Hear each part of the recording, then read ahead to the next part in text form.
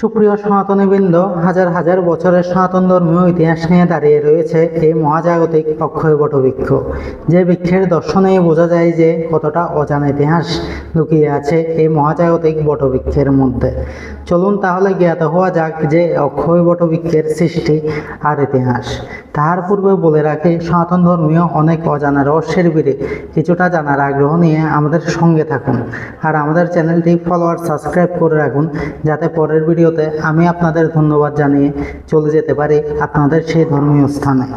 আর আমি আজ চলে এসেছি কোলের মহাতীর্থ চন্দ্রনাথ ধামের মহাপবিত্র বেশকুণ্ড পাড়ে। যে বেশকুণ্ডে স্নান করে লক্ষ লক্ষ তীর্থযাত্রী পুণ্য লাভ করে, কিন্তু অতি আশ্চর্যের বিষয় হলো বেশকুণ্ড পাড়ে অর্থাৎ ভৈরব মন্দিরের ঠিক পাশেই এই বটবৃক্ষের বিষয়ে আমরা কেউই জানি না। অথচ অনেকেই ভক্তি আর বিশ্বাসে এই বৃক্ষতলে প্রদীপ জ্বালায়, মানস করে, কারণ সনাতন ধর্ম মতে ঈশ্বর সর্বত্র বিরাজমান। এছাড়াও বটবৃক্ষ আমাদের উপমহাদেশে তথা বাংলাভাষী অঞ্চলের প্রাচীনতম বৃক্ষ। শুধু তাই নয়, বটবৃক্ষ সীমাহীন উপকারিতা ও ধর্মীয় গুরুত্ব বিবেচনায় বটগাছ ভারতের জাতীয় বৃক্ষ।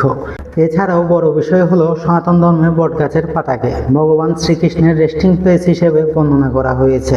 বৌদ্ধ ধর্ম মতেও বটগাছের আধ্যাত্মিক গুরুত্ব রয়েছে। স্বয়ং গৌতম বুদ্ধ বটগাছের নিচে বসে ঈশ্বরের ধ্যানে মগ্ন থাকতেন।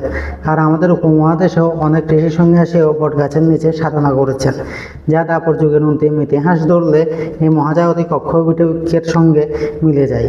এই অক্ষয় বটবৃক্ষের ইতিহাস বলে, দাপর যুগের পরপর কলিযুগের প্রারম্ভের দিকে কলির মহাতীর্থ চন্দ্রনাথ দর্শনে আসেন মহাভারত রচয়িতা বেদব্যাস মুনি।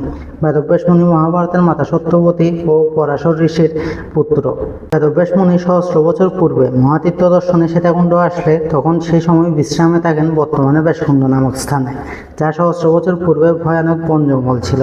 পরবর্তীতে তিনি অক্ষয় বটবৃক্ষের পাশে পবিত্রতার লক্ষ্যে শুদ্রতার প্রতীক এক কুণ্ড নির্মাণ করেন, যা বর্তমানে বেশকুণ্ড নামে পরিচিত। আর তখন চন্দ্রনাথ ধাম ছাড়া ছিল না আর কোনো মন্দির।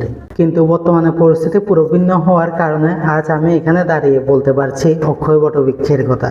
যে অক্ষয় বটবৃক্ষের নিচে বসে বেদব্যাস মুনি মহাভারতের বন পর্ব লিখেছিলেন, যা পূর্বে আমি বলেছিলাম যে বটবৃক্ষের নিচে তখন সাধু সন্ন্যাসীরা সাধনা করতেন, অর্থাৎ মহামুনি বেদব্যাস মহাপবিত্র বেশকুণ্ডের পাড়ে অক্ষয় বটবৃক্ষ তলে বসে কিছুকাল সাধনা করেছিলেন আর লিখেছিলেন মহাভারতের বন পর্ব।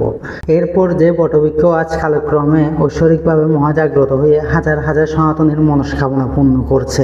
হ্যাঁ সুপ্রিয় ভক্তমণ্ডলী, এই অক্ষয় বটবৃক্ষ দর্শনের সৌভাগ্য লাভ হয় আর পূর্ণ হয় সকল মনস্কামনা। আমাদের সনাতন ধর্ম মতে অক্ষয় বটবৃক্ষের ঢালে কেউ লাল সুতো বেঁধে কোনো মানস করলে তার মনস্কামনা পূর্ণ হয়, আর যাদের মনস্কামনা পূর্ণ হয় তারা আবার পরবর্তীতে এসে সেই বাঁধন খুলে দেয়। এছাড়াও অনেক ভক্ত নারীরা তাদের স্বামীর কল্যাণে এই অক্ষয় বটবৃক্ষে সিঁদুর অর্পণ করে। তো সুপ্রিয় দর্শনার্থীবৃন্দ, অবসর সময়ে অবশ্যই একবার দর্শন করে যাবেন এই কলির মহাতীর্থ আর এই অক্ষয় বটবৃক্ষ। দেখা হবে পরের ভিডিওতে। সবাই ভালো থাকুন, সুস্থ থাকুন। ঈশ্বর আপনার মঙ্গল করুক। নমস্কার।